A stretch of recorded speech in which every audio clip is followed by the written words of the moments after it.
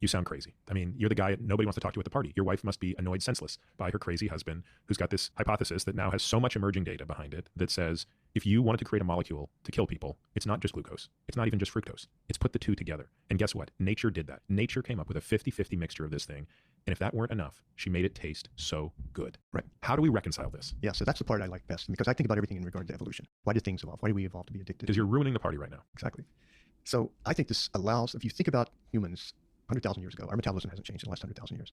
So 100,000 years ago, how often during a typical year in a temperate climate would you have available high amounts of fructose and glucose? I mean, maybe in the fall. A month or so. So you would get berries ripen, apples ripen. Keep in mind, these are very small berries, very small apples before domestication of plants.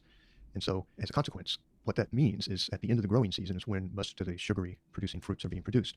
If you could eat enough of those and you could keep your appetite up enough to just keep consuming anything in place, anything available, you could put on weight. As you go into the cold season. As you go into the cold season. If you put on enough weight, then you might actually survive to the next spring period when there's actually some roots to dig up to eat and keep going. And anyone who almost anyone 50,000 years ago who didn't put on 50 pounds or so in the fall would not be alive for the next spring.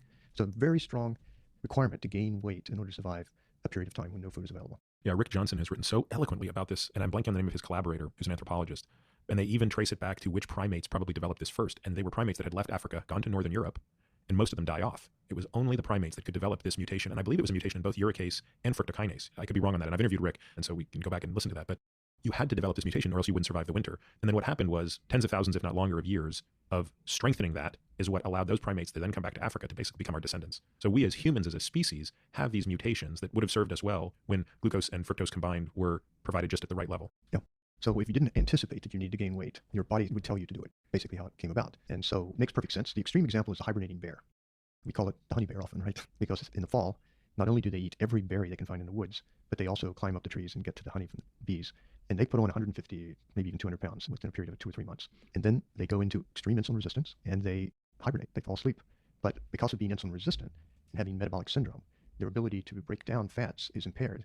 And that keeps them from quickly burning up all. Their metabolism slows greatly. They preserve the little bit of glucose they have for their brain, and they feed their body off ketones and fats, I assume. For a very long period of time, and then they survive. So we don't hibernate, but we probably became insulin resistant every fall 100,000 years ago in order to survive these periods of starvation. I mean, you've touched on this briefly from a public health perspective. I know